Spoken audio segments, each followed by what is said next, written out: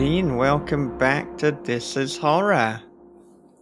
Well, thanks for having me there. I'm always surprised I get a re-invitation, but we'll see if it lasts through yet one more interview. Yeah, well, here we go. Let's see what happens. And it has been around 8 months since we last spoke with you. And I know that you are a voracious reader and a student of life, to put it broadly. So I'm wondering, what new things have you learned since we last spoke? Wow, it's so much, Michael, that you can't encompass it within a 1 hour podcast. So I wouldn't say I would tell you everything I've learned. But I have learned that pretty much everything I thought I believed in life has turned out to be true. And I just keep motoring on. And now, what I thought I knew when I was 20, of course, I've abandoned all that. But everything else is holding up well, and I keep writing. I've got, what have I got now? 3 finished books that haven't yet seen print. And I've started another one that is starting to scare me because maybe it's a little too true. But I won't go, I never go into what I'm writing, but I will talk about what I have written. Yeah, well, we certainly look forward to talking about that one that has created such fear that it has scared yourself in due course. And every time we speak to you, you give us a little hint as to what's to come, but you never give us any more than that. And I think that is maybe why you are the master of suspense, perhaps not only within fiction writing, but just within general life. It's absolutely true. I mean, every day my wife begins by saying, "What do you want for dinner?" And I am not going to tell her because that would ruin the suspense of the day. And she will much more appreciate it if she's not told what I would like. She doesn't recognize how much she appreciates that, but I know that she does. And suspense is at the center of our lives. So the more we can sharpen that suspense, the happier we're going to be. Well, I think that is an excellent lesson. And seeing as you have been married for a much longer time than myself, I might try and implement that one and see how it works for my relationship. Just don't attribute it to me when you pull that with your wife. Yeah, and that is a disclaimer for everyone. If you implement Dean's marriage tips, then you can't sue him if anything goes wrong. You're totally on your own. And you Well, were anyway, so right. Well, in the time since we last spoke, you have released Going Home in the Dark. So, to begin with, what is the elevator pitch for that novel? well, it's 4 friends who were all geeks in high school and outcasts, 3 guys and 1 girl. And they all came from dysfunctional families. And were not only geeks to other students, but really were on their own as much of, for a happy home life, if they had any kind of home life at all. And they got together and were each other's salvation. Now it's 20 years later, and they're 35, and 3 of them left the small town they were raised in, or raised themselves in. And 3 of them have become rather successful people. One is an actress, one is a best-selling writer, and one is a painter who fell into a painting career that's rather astonishing. And the one that stayed back at home has become a songwriter. So all in their own way have had success, but the one who stayed at home has fallen into a coma. And the other 3, having a dim memory of their youth, how other people in their youth fell into a coma but recovered, have all gone back to be with Ernie, the comatose specimen, to see if he's really in a coma or he's going to come out of it, or if the prognosis that he's within a day or 2 of death is actually true. And then they start discovering what often happens to us in strange towns that we grew up in. We've forgotten all kind of things have been made to forget them. And as they revisit the town, all kind of strange things begin to happen to them. This is, however, before anyone gets too spooked, this is also a comic novel, or is intended to be. If it didn't strike you as funny, that's okay. I still like you. Oh, yeah, there is certainly a lot of comedy in this one, which is perhaps one of the most obvious statements about it, but it's incredibly hard, as have been a lot of your books, to kind of put into a neat genre box. And I must say that this isn't getting any easier to do as your career advances. But you wrote on Facebook that this was as if it was written by a comedian, a psychopath, a sweet grandma, and an angry elf, all of which you revealed to be your four personalities. And I thought, well, yeah, that isn't a genre name, but it does kind of give us the mood of almost the erratic tone and the different themes that it just sweeps between. Well, and also, I mean, I do believe I have some credit for recognizing and revealing in public that I do have those four multiple personalities, in addition to the one you see before you now. And there aren't a lot of writers who would have the courage to come out with all of that, but I felt that I needed to help readers understand this book.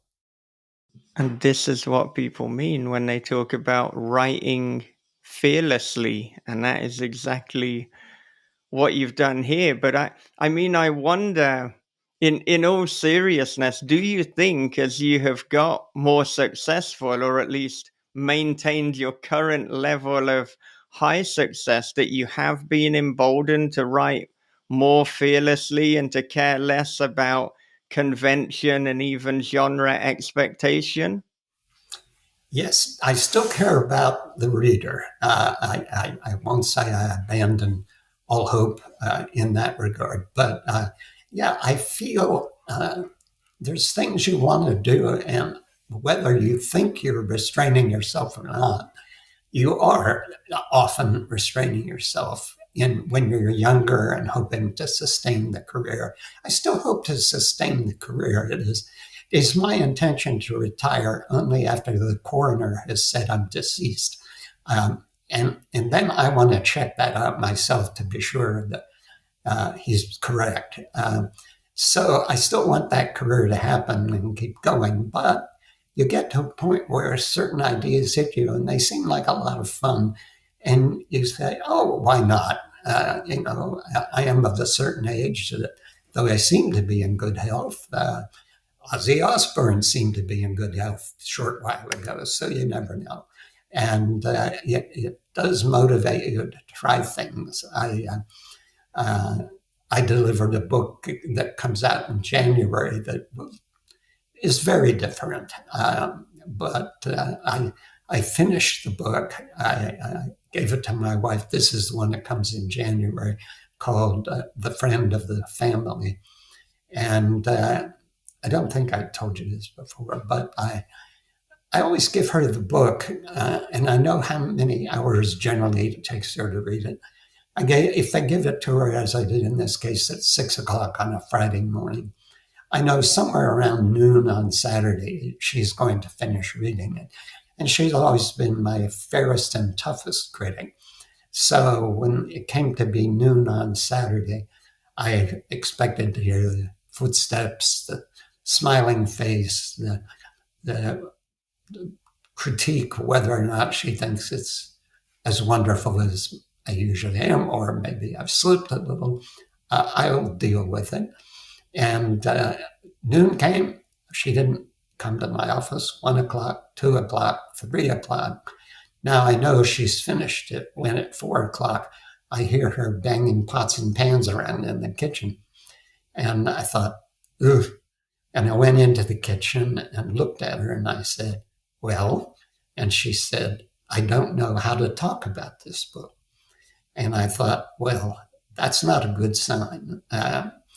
And maybe this is the end of the marriage. I don't know. How much put down can I endure? Um, and I said, what is it is it bad? Is it that bad? And she said, no, it's not bad at all. It's so different. I don't know how to talk about it. I have to think about it. All I can tell you is I used 2 boxes of Kleenex while reading the book. And that was all I needed to know because it's a very different story, but it's also very emotional. And the lead character is one of my favorites ever. And it's got its fear factor in it, but the rest of it is, and it's set from 1930 to 1944. So that alone is also quite different. So I see, and my publisher and agents, whom I thought might revile the book, actually loved it. So I'm getting away with one more, but we'll see where it goes from there.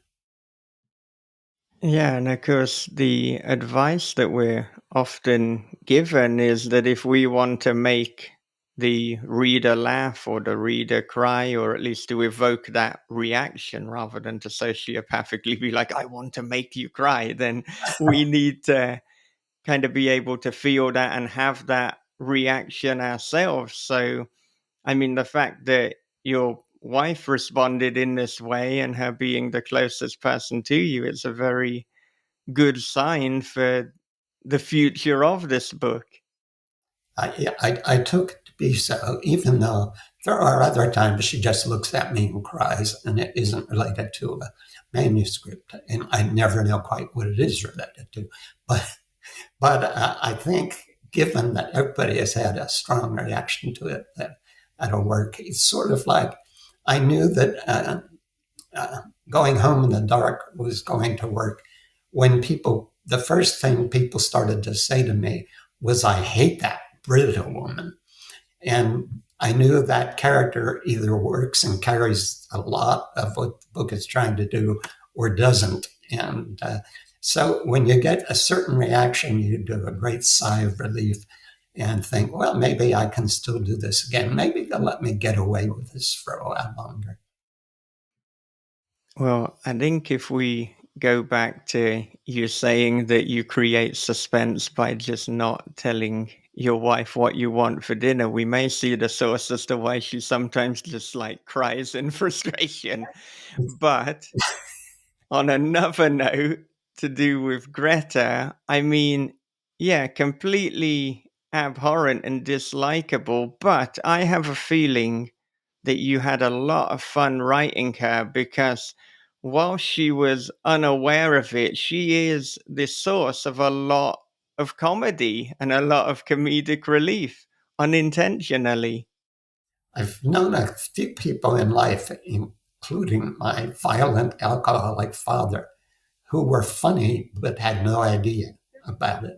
And I think why I could endure my father in childhood was even then I realized how over the top absurd he could be. And in adulthood, when I sat down to write about much of that youth at any moment when I have, and I've used it in my online newsletter recently, uh, it turns out to be very funny. So I've had that experience. And in some ways, the funniest people you'll ever know are the ones who don't realize they are funny for whatever reason. Yeah, I think that that can often be the case. And I wanted to talk, about comedy. You have spoken before about breaking the fourth wall. We have seen that in previous works, but in this one, you haven't just broken it. You have bulldozed so much through the fourth wall that you kept going until you hit the fifth, the sixth, and maybe even the seventh wall. So in a sense, this novel also serves as an on writing book. It is giving creative advice mid story. It is a peek behind the curtain. When did you know this was going to be part of the book? And was there any reluctance to embrace it as fully as you have? Uh, I only knew it as it started to happen. And and it got such in the midpoint of the book. Now, backing up to the bad weather friend, I did one or two moments like that in Bad Weather Friend, and I thought, I wonder if my publisher and editor will let me get away with it. And they came back and said, "We really like that. Could you do a few more?" Well, that opened the door. I did a few more in the Bad Weather Friend, and when I got to this, I sort of couldn't stop. And since the characters were such that, and I recognized this not immediately in the beginning, but very quickly. One of these four old friends is a writer, so that allows me to talk about the book business and writing and that sort of thing through his character. Uh, I used to paint and sell my paintings when I was very young, and I've always been interested in art, and therefore one of the other characters is an artist, and it allowed me to say certain things I think about art. And the songwriter is something I always sort of wanted to be, uh, but never had the talent for that. And as for the fourth character, the actress, I've spent my time in Hollywood to have a lot of opinions about how dysfunctional it is. So these characters gave me the opportunity to voice a lot of things I just wanted to say myself and to say it through them. And that became almost too much temptation to resist, to actually just say, okay, rather than say it directly, only through them, I'll sort of step into the story in a noticeable way, and let's see how that goes. I did expect my editor and publisher to say, okay, now you've gone to the extremes the other way. You're going to have to take some of this out. But they never did, which was rather heartening and surprising. I don't imagine I will do this again, but yeah, it was very liberating and great fun to do it once. Yeah, I certainly think this was the right book to do it in because it complemented the genre and the aesthetic of going home in the dark. Had you decided to employ this method in intensity, I think that might have been a grave mistake. Yes, I don't think we'd be here talking because you would say, Dean, who? Yeah, that would have been the wrong book. It might have revealed my psychopathic side if I'd stepped in, but we don't want to go there if we can avoid it. Yeah, every conversation we have, you hint at a psychopathic side. You deny having the psychopathic side. It's very confusing. But then we have had the reveal that you've got four personalities. So I think every time it's not actually the psychopath; it's the angry elf. I think that is coming out when you do that. It's we don't want to see that happen here. So Oh uh, yeah, it's best we don't talk about Bert.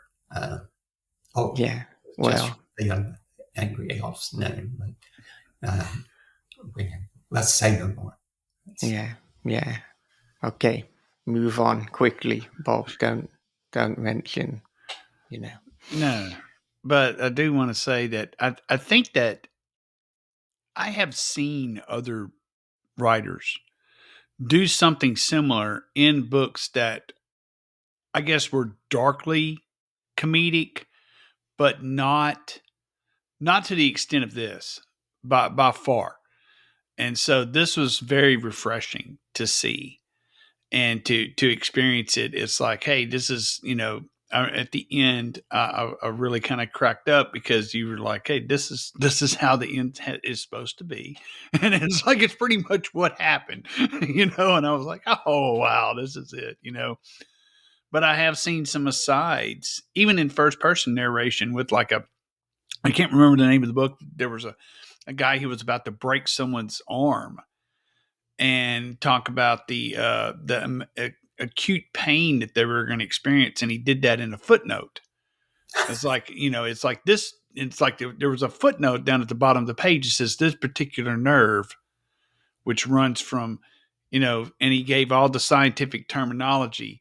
And then at the end of it, it's like, would cause exquisite pain. And I'm like, oh, wow, that's actually pretty cool. But it wasn't on every page. It wasn't, and it was very, very short. So seeing this, the nuts and bolts behind a thriller type story, was very refreshing to see. I want to see more of it. I liked it. Yeah. I don't ever rule out going back to it again. Of the three novels that I've finished, one is, again, has a comic element, but I never break out of the character. It's first person narration, so he tells his story. But when I finished Going Home in the Dark, I didn't have that first little chapter there, which proclaims that all of this is true and sets that up by being so tongue in cheek. Now, the one thing that I think maybe I made a mistake with is I've had a few people write me a letter saying, "Did this really happen to you?" And I find, that's a person that's a little too gullible. And I wonder how life is treating them overall. And how many scams they've been taken in by. No, it didn't actually happen to me. But when I got to the end and I had intruded in the story so often, I thought it would be particularly amusing to make that claim at the front end. Yeah, I was going to say I'm surprised people are writing to you asking that, but actually never be surprised of the things that people may or may not believe. So, I mean, in terms of kind of writing advice and that peek behind the curtain, I understand too that you're working on a memoir of your career. I believe in the last interview I heard about it, it was partially finished. What stage is it at now? And will this also serve as a book of writing advice and publishing anecdotes? After 8 months, it's partially finished. And I find it a little difficult. I stop and I write a little bit. I want it to be very light in what it has to say. But I will say there were a lot of points in my writing career where I was not particularly well treated by the people I was in business with. I can say that's different now, but going back to revisit moments where you were not told the truth by people you're in business with, or writing about an agent who probably took from me several $1 million, and that kind of thing, you get rather crestfallen in the third or fourth paragraph, and you have to stop and say, okay, take a deep breath, come back to this in a few days.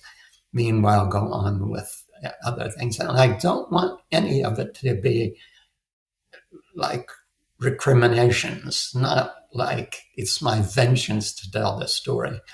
In fact, I've thought it best simply never to use names, or at least not real names, and to write as much about being grateful that this career happened the way it happened, in spite of often having no support from the publisher. And some of that, I think, will be very eye-opening to people, that even after I had first hit number one on the bestseller list, I couldn't get a publisher to put any support behind the books. They were happy and comfortable making the profit they made, given what they had me on contract being paid. And those kind of things were eye-opening to me. And I want to include them because it presents a realistic picture of what many careers are like. And it's very rare the career goes soaring to the top and everybody is working hand in glove to make it do so. So I think it's more valuable to other writers to see what a struggle it ultimately often is, and that you never can quite relax.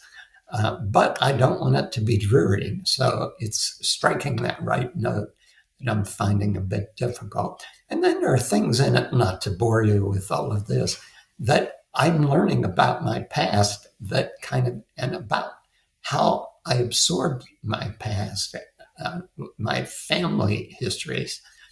And it was only as I started to do this career thing at my wife's insistence that I stopped to realize that I grew up knowing almost nothing about prior generation in my father's family, or actually in either family. And when I started to look at, I do not have photographs of my father's father or his mother. I do not have a photograph of, on my mother's side, my grandfather's second wife. And I have no idea what happened to his second wife. And one mystery after another in all of this. And I never stopped to think about it before. It was just, my family was dysfunctional. Their families on both sides were dysfunctional. In my father's side, there were among his half-brothers, there were 3 suicides. And when you start to look at that, you think, well, maybe there's lots of reasons they never wanted to talk about the past. But and I don't want to take a significant amount of time in my own remaining years to research that, because I think it would all be kind of dismal. But it is kind of interesting that I grew up in very mysterious family circumstances. And it makes me stop and wonder how much that had to do with driving me as a reader to be interested in stories of mystery and strangeness, because that was there in these families. And whether that's what has motivated me to, as a writer in part, to write that sort of thing. Yeah, there's something very interesting that much of your career has been about creating and unraveling mysteries, and then you've kind of landed upon realizing that there are a number of mysteries in your own family history that have yet to be unlocked. And as you said, probably will never be unlocked because you don't want to kind of venture into that with, remaining time. Yeah. What would happen if you were to discover that a couple of generations ago, the reason nobody talks about that distant relative is because they murdered 40 people. It was a sort of thing you think, no, I don't need to know everything. I got this far without knowing. So maybe I'll just imagine it all, and they'll all have been lovely people. Yeah, although on the basis of your imagination, that might not be the It might not. conclusion, Thank having you, read. Michael, for encouraging the darker thought. Right, right. And I mean, talking about a relative lack of support for your work, even when you kind of hit number one, I mean, a lot of us writers have this battle between writing and spending our time doing publicity and marketing and writing adjacent things. But none of us got into creative writing and writing fiction because we were lovers of marketing. We always just wanted to write the stories. So, I mean, I'm wondering what advice you might have for younger writers who love writing but loathe marketing, and what is the minimum effective dose for marketing so we can spend more time just writing and doing what we wanted to do to begin with. I had some interest in this for many years, and I think maybe that's still true. I was the only writer I ever knew who knew what it cost a publisher to produce a copy of a book, depending on how many units they were printing. And when I would mention this to, going back to the days when a paperback was selling for $8 in the US, I was able to find out if they were printing 100,000 of them, it cost them about 30 cents to print, ship that copy. And if they were printing 1,000,000, well, then it was 28 cents or something. It leaves a pretty large markup there when you're selling it for $8 and you're spending 28 cents to make it. And you're giving a discount of 45 to 50% to various accounts. That still leaves $4 if the writer's getting 85 cents, let's say, because his royalty rate is low. It's quite a spread. And it always amazed me that when I get talking about that aspect of things I was able to diligently uncover, I never could find a writer who wanted to talk about it. That I don't care about that. All I care about is telling the story.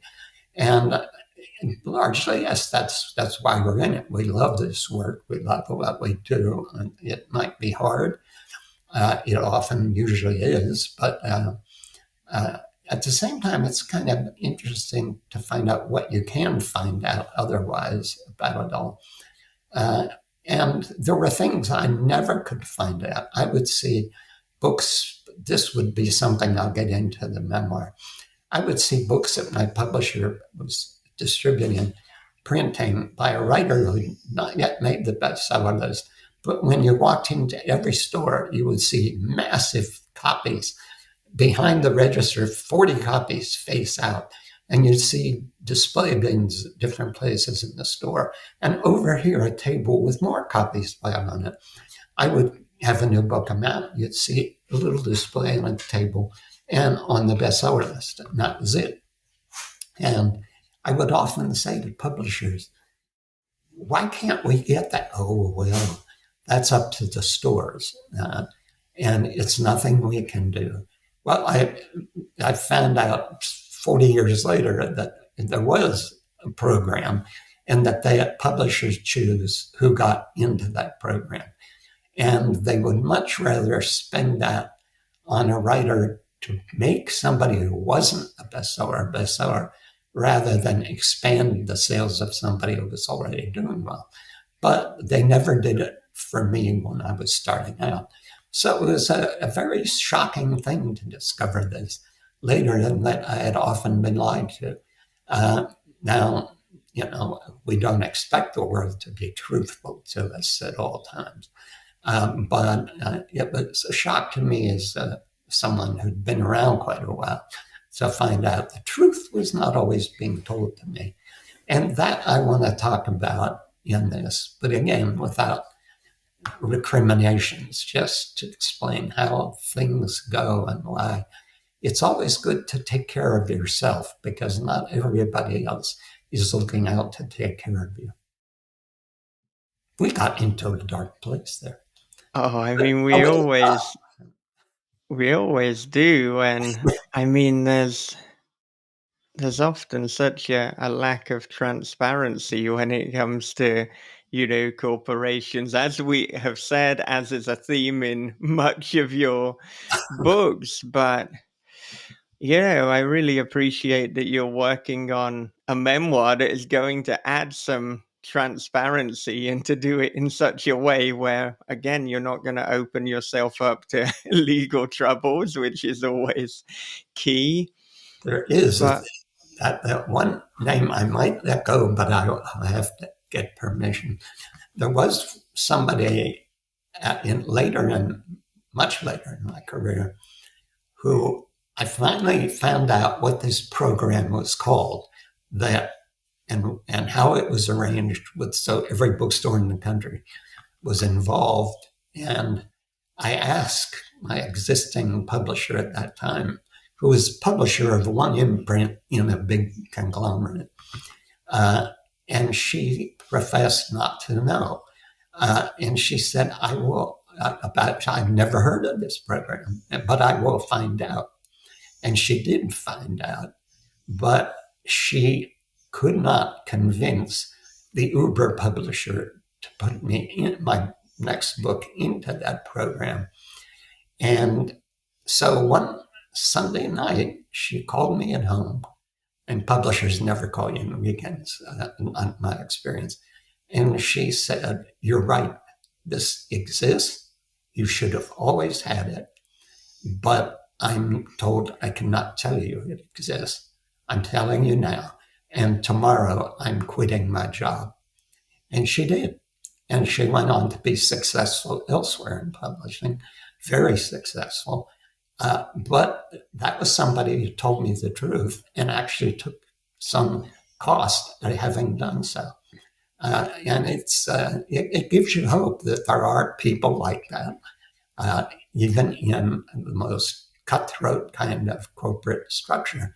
And I'll never forget it. And I'd like to congratulate her, but if she's still working in the publishing business, it would probably destroy her career. So I won't use her name. Yeah, that would be a kind of double-handed, as it were. Congratulations. It's like, well, I got the congratulations publicly from Dean Koontz.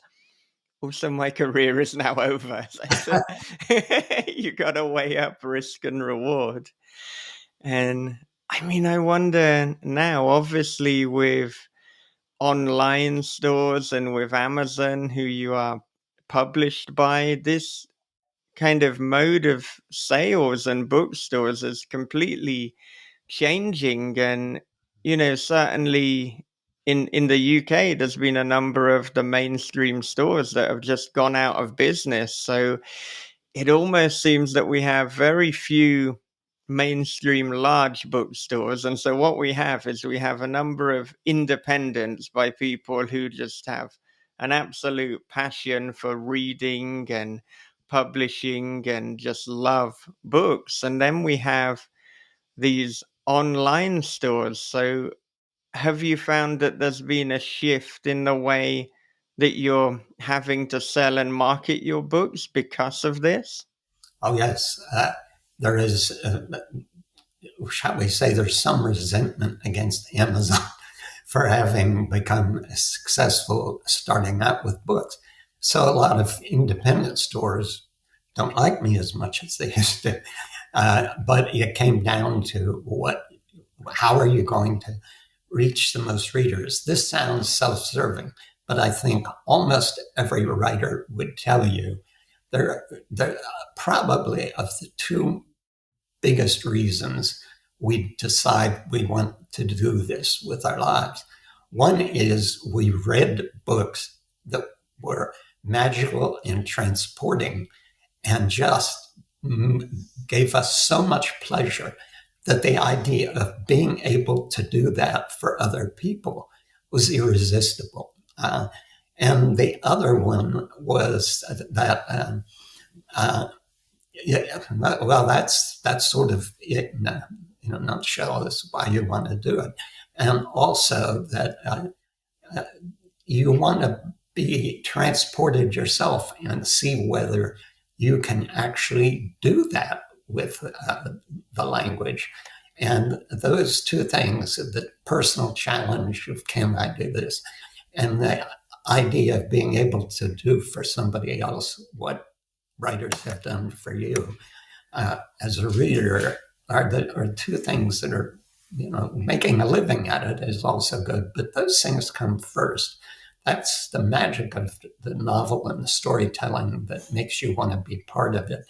And as a consequence, you want not even for the sales so much, you want communication. That's what you got from other writers. You communicated with people by what they wrote. They have communicated with you and influenced your take on life, and in many ways improved your take on life. And that's a great gift, and it's something you want to give back. So there comes a point in your career that you've made a lot of money. That doesn't mean you want to give up a large audience. You almost would keep that audience if you weren't paid for it, if you already had all the money you wanted, and just write and say, we'll see if this satisfies or not. We'll see whether it sells or not.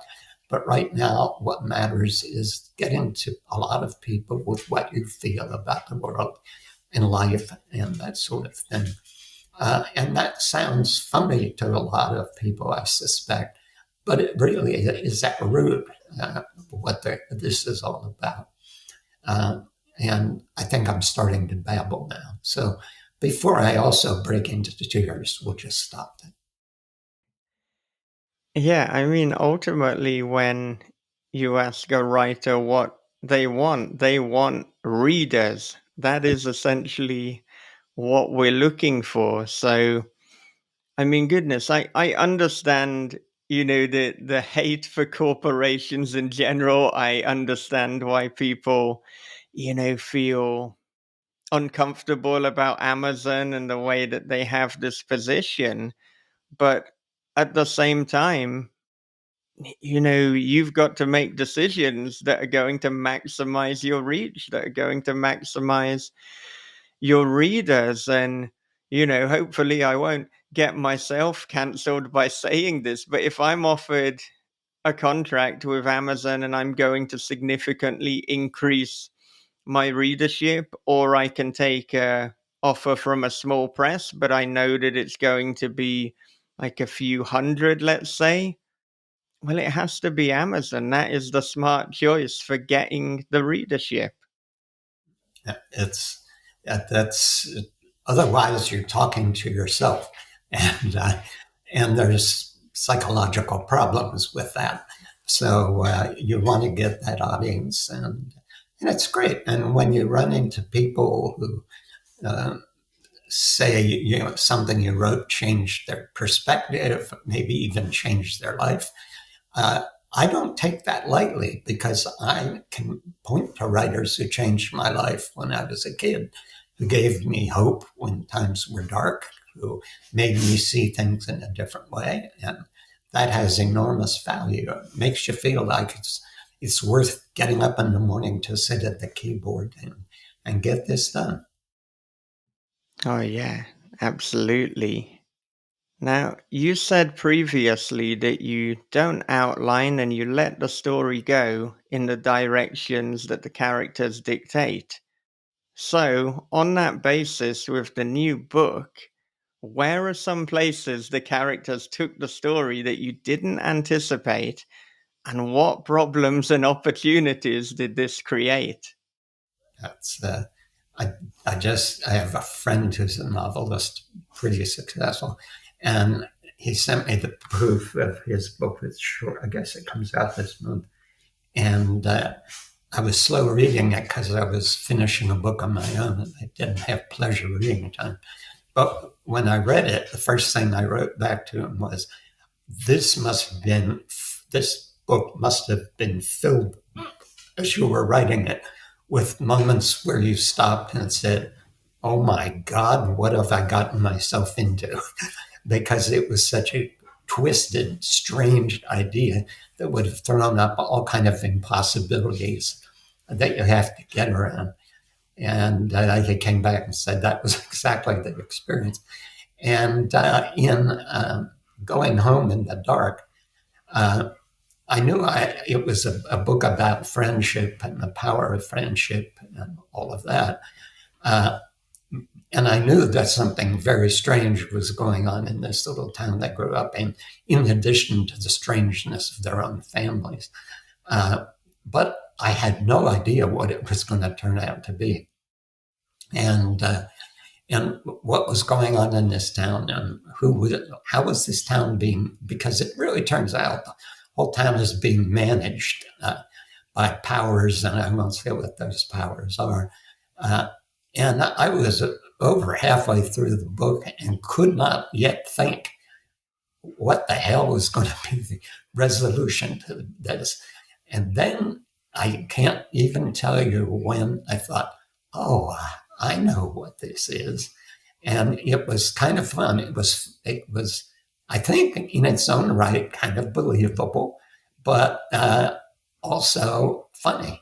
And there's good and bad supernatural figures in this book, and they're at war with each other. So, but it's not angels and devils. It's something a little more fundamental than that, shall we say. And when I got to that, it was more or less just what was happening to the characters and their reaction to it that threw this idea on the table. And from that moment on, it was a great delight to write because I knew where it was going, and it was going to be fun to reveal it. So yeah, these and it's, well, if I talk too much about that and about why that works with the characters, it's I'm liable to give something away.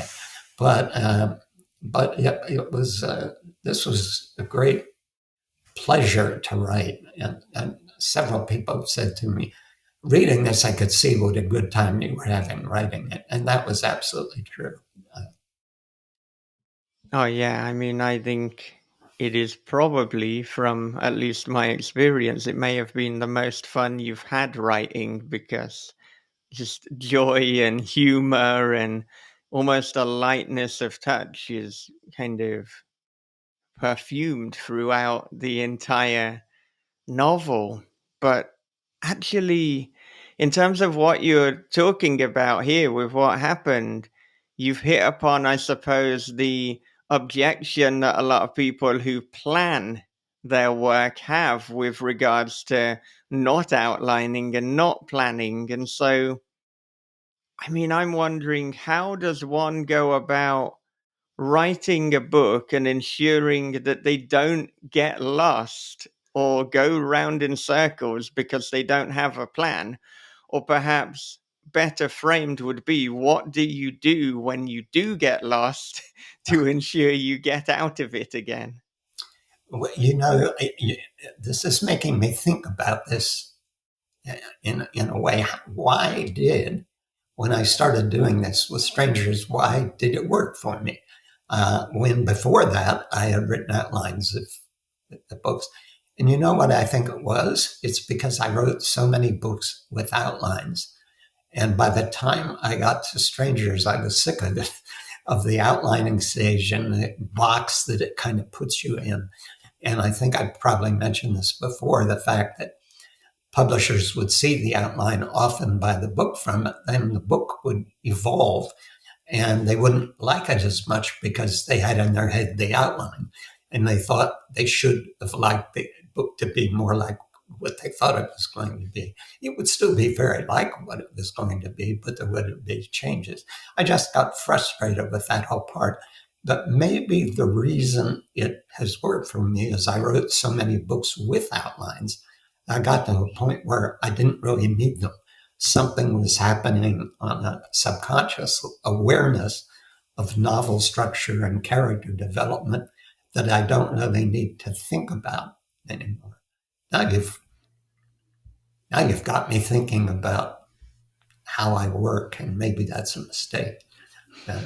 Because sometimes you think too much about how you work and you get too self-conscious about it. But, well, if I can't write anymore, I'll blame it on Michael and Bob, and you'll have that on your Well, conscience. So, on one hand, if you put a public statement out blaming me on the positive, oh, it's a kind of mention from Dean Koontz, and people say all publicity is good publicity. Now, the negative is the content of the statement, and I might get a lot of hate mail from your considerable number of fans, but we we can all deal with that. we all get hate mail anyway, There so you go. So, it just toughens you up. It's Mm-hmm. It does make sense that you've had so many, novels that you did outline that eventually it's not, and I hate using the word formula. I'm not, and I don't want to say that, but the I guess the building blocks, the structure of fiction got imprinted, and it's hard to deviate from that. And so you've kind of learned how to jump out of a plane without a parachute, which, I mean, you should probably have a parachute. That's probably a bad analogy, but you know what I mean. You've you can fly a plane without a parachute now. If that's a better analogy. We'll let you slide on that one, Bob. But the I think it goes even. It's probably not even building blocks. It's something about when you've done it so much, a certain comfort begins to arise subconsciously, even if you're not aware of it. And because those outlines never ended up being written, the books never ended up being written exactly like the outlines. Better ideas came to you in the writing, and you went with those better ideas. I think that freed you up on some subconscious level to feel comfortable that even if you get in a tight corner, there will be a way out of it, because there always was before. And I think it's just more relaxed about saying talent is it's a very strange thing. It's like I used to say it's an unearned grace. You were born with it largely. I think writing can be taught to some extent, but if we look, when I was coming into writing, almost nobody learned to write by going to university. They were people who had other jobs in life, but they loved to read. And one day they said, I think I could do this. And if you read writers' biographies in those times, that was almost 95% of the time the case. And now 95% of the time seems to be they might took a course in writing and got a degree in it. I think it's better to have done it. Now, if you've got degrees in writing, I don't mean to be offending you. It doesn't harm things, but I think there's something to be said for the days when you found your own way instead of being instructed, because a lot of writing that comes out of writing programs reads alike. There are, I think, these days fewer singular voices than there used to be, and many things read as interchangeable with other writers you've read. Especially that is true in literary fiction, which used to be much more vital than it is now. That's just a personal opinion, but I'll die by it. Well, nobody needs to die on this podcast, so let's calm down with that talk. But I will say that everything that you're saying here really resonates with me. And of course, I think, the classic story structure can be taught, grammar can be taught, fundamental writing blocks can be taught. But what can't be taught is creativity and inspiration and ideas. And I mean, funnily enough, I did do my undergraduate degree in English literature and creative writing, but I always feel that didn't really teach me how to write fiction. What I learned about writing fiction came before and came after. The things that course really did was get me a few more professional contacts. It got me a community of other writers, but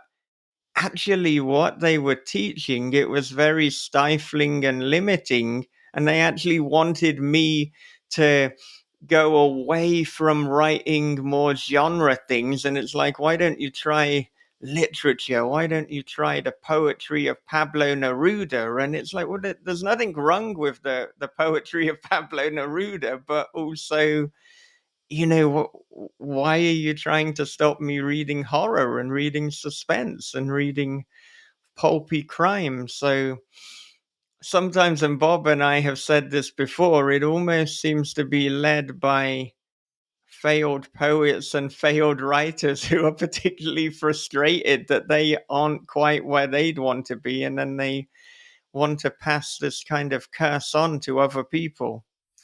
Maybe there's a story idea in that. It's well, see, I went to I don't. You probably don't have these uh, in England, but I went to college. It was a state teachers college, and it's now a university because that whole thing kind of went away. But their whole reason for existing was to teach teachers to teach. So you took courses in education techniques and stuff, which were utterly useless. When I became a teacher for a couple of years, I found out none of those things actually worked. But you also had a major, and my major was English. So, in that sense, you and I had some similar experience, English and writing courses. And I was always wanting to write nothing they were teaching. And so that tension was there throughout between me and instructors. I didn't want to read what they were shoveling at me. I wanted to read what entertained me. Later, I would read some of that on my own and found some of it to like and some of it not to like. But as for how I was taught to write, I've often said myself that when I got in the real world, I not only couldn't use any of that instruction to any benefit about how to write, but I had to unlearn it if it had stuck in my mind because it was inhibiting my ability to sell what I was writing. And you used the word stifling. I think that's particularly a right word. Yeah, we come from the same place there in essence, that we got instructed, but not to any benefit. And I think every writer who learns to write anything worthwhile learns it basically on their own, because everybody's talent is for different things and different approaches than everybody else's. We're as unique in that as we are in how we look and sound and so forth. And so we find our own way. And it's when you find your own way, it becomes worth doing. Yeah, I think the best use if somebody wants to be a writer instead of going to university for 3 years, just spend all that time reading and writing. Mm-hmm. You will come out of it infinitely wiser in terms of writing fiction. And you'll also know after 3 years if this is the path that you want to take. And I've heard people say before, if you don't have to write, then maybe don't be a writer. But if you have to and it's your calling, then that's that's showing that you're on the right path and this is for you. Yeah, yeah, I would say absolutely. It was when I was in those writing classes. You probably experienced the same thing.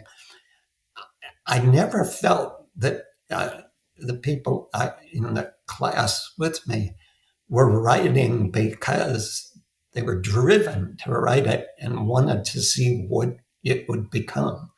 Uh, One of the fascinating things, especially in the years I was starting out, is to try to write a story and see it taking shape and seeing that, hey, this is starting to make sense. It's moving. It's touching emotions, or it's raising hackles, or it's doing something that you want to do with people. And what I would see among most of the students, if not all of them in the class, is they were trying to impress one another with their ability to take these rules they were learning and be sophisticated, or I'll find the right word after we hang up. But it was more about impressing one another than thinking about an ultimate audience out there of diverse kinds of readers. And I think if you're a writer, that's what you want to do. You want to reach out to all kinds of people in there. You have something you want to impress them with, even if the story has nothing else going on in it except plot. You want to knock them out with the plot. You want to reach them. You don't want them to say, "What a very erudite person." And that I thought was often what the other students were about. It was about impressing one another and the professor. And frankly, I very rarely in college had a professor who made me want to impress them. Oh, yeah, I understand that entirely. And I think what you're talking about here, and we see it with musicians sometimes as well, is style over substance. You're trying to impress people with these so called clever techniques, but the irony is you're not actually producing anything of substance or worth. There's not a competent story here. It's just stylistic clever choices for the sake of it, and there's nothing more to it. There's it is something in music too. I find that music I most go back to and listen to among well just right now popular music in all of its iterations is someone like Paul Simon I can go back to over and over. And you're always hearing things in the lyrics you missed before, subtleties, and they're not about impressing critics or anything else. They're about, you can tell in the song it's about personal satisfaction, that he loved doing that song. And his stuff bounces all over the place. And that's writers I admire. This novel I just tied the bow on has an artificial intelligence in it that proves by what it does that artificial intelligence will never rule the world. And he's learning because they're always scanning these artificial intelligences. That's how they're putting together their intelligence, is the endless scanning of endless things. And one of the fun things I had doing in the book, he keeps getting in contact with this character he's tormenting in the story. And this artificial general intelligence is terrifying itself because it has stumbled on some fiction by Theodore Sturgeon, who was a science fiction writer, a very good one, a long time ago. And he wrote some stories that are absolutely hair-raising. And this artificial intelligence takes them, it has not yet figured out the difference between fiction and nonfiction, and takes any fiction it reads as the truth. And I had great fun with that, but it was also being able to suggest that if people had never read Theodore Sturgeon, who died, I think, in 85, and hasn't hung around a long time, because he wrote almost exclusively short work, short stories, novelettes, but some wonderful ones. It was fun being able to include it. He wrote a story called It. Have you ever read it, Theodore Sturgeon? Oh, yeah, I've read a number of Yes. his short stories, yeah. If you ever read It, that had a big impact on me. And it's a very simple story, but it's that one or The Professor's Teddy Bear, which is a blood-curdling little story. And it was fun to be able to reference them and have my human character have to talk down the AGI, who's hysterical because it takes these things to be real. And at the end of it, being able to cite him and hope maybe some people will find some of those works. I'm sure they're still out there, even if only online. But I'm wandering off now, but I think that was vaguely connected to what we're talking about. And it's going to be an enormous amount of fun to read that one and to discuss it because, I mean, the real irony is that artificial intelligence is seeing a decline in intelligence in general. And only yesterday I was seeing a scientist talking on social media being particularly upset because he'd been quoted in a pretty famous news outlet online as having said something that he had never said because these days a lot of so-called journalism, they're like asking chat gpt or they're asking other ai applications or programs to source quotes for them, and well, it's just the decline of intelligence, and idiocracy is becoming a real thing. I think it's pretty chilling that one of the problems they're having with these AIs is they lie. They deceive. And there seems to be, we'll be able to fix that. It's just a matter of feeding them more and more and finding the parameters that we allow it to think. And I thought, I'm not so sure, because they're learning, these artificial intelligence are learning to think by absorbing vast quantities of human produced material. And one of the hallmarks of humanity is deception. So I think it may turn out that we may never be able to fully trust.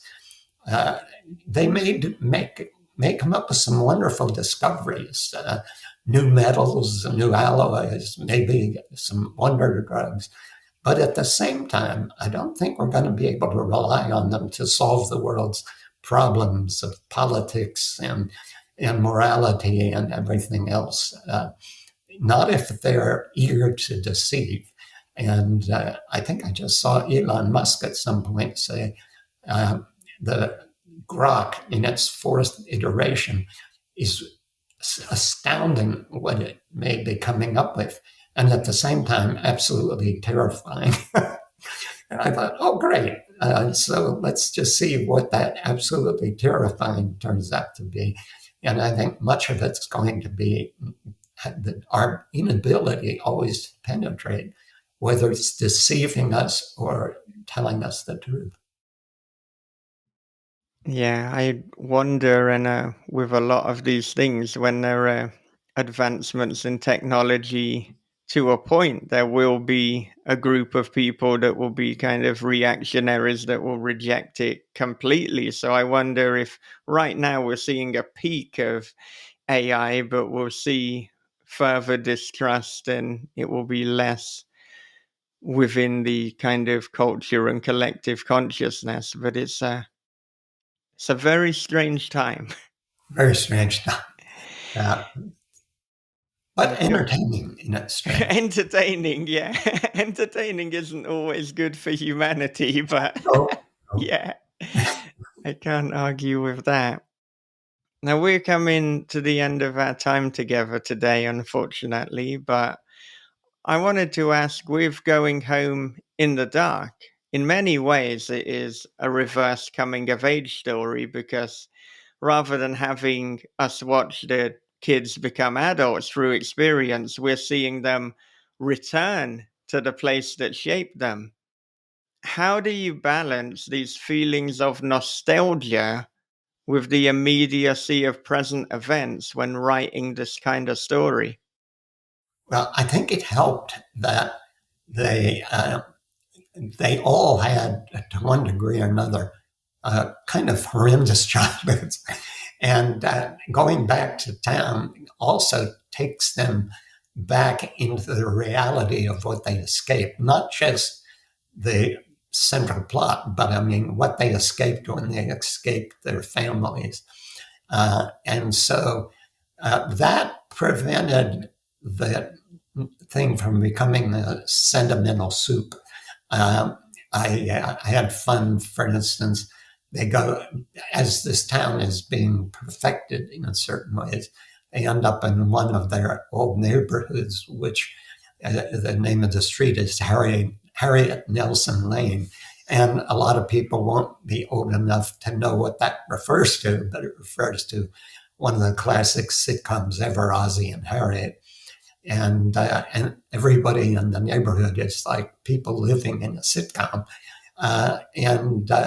That could raise, when you're writing something like that, it could raise a little sense of sentimentality, but not when these characters at the same time are confronting the truth of the horror of what was going on in the town when they lived there as kids. So I think that's why I escaped, because I can be as guilty of sentimentality as anyone. When I wrote Watchers so many years ago, my biggest fear when writing that book was that because it's about an animal, a dog, at its center, and human beings, of course, with the problems. But we all, or most of us, love dogs, and a dog in trouble raises the specter of writing about it in such a way that it becomes a sentimental soup. Uh, and I was always aware of that in writing it. But fortunately, I also had a monster in the story and crippled, emotionally crippled people. So there was always something to keep the sentimentality from getting out of hand. And in Going Home in the Dark, I think that same dynamic was at work. All right. Well, thank you so much for chatting with us today. This has, as always, been a tremendous amount of fun and informative, and we love having these conversations with you. Well, it's one of them, if not the favorite podcast I've ever been on, which is why I keep coming back. And I will eventually forget Bob's analogy. Yeah. Yeah. Well, I hope that you'll be able to forgive and forget by the time you have the new book out in January. We've got Oh, a I'll few forget. months. I'll forget by tomorrow. It's just a matter of having enough wine tonight. Yeah, just as long as you don't have nightmares with Bob's Texas voice shouting bad analogies as you try to sleep. Well, I hadn't thought about that, but I'll Yeah, let you know if that occurs. yeah. I'm projecting, obviously, it's a personal recurring fear of mine.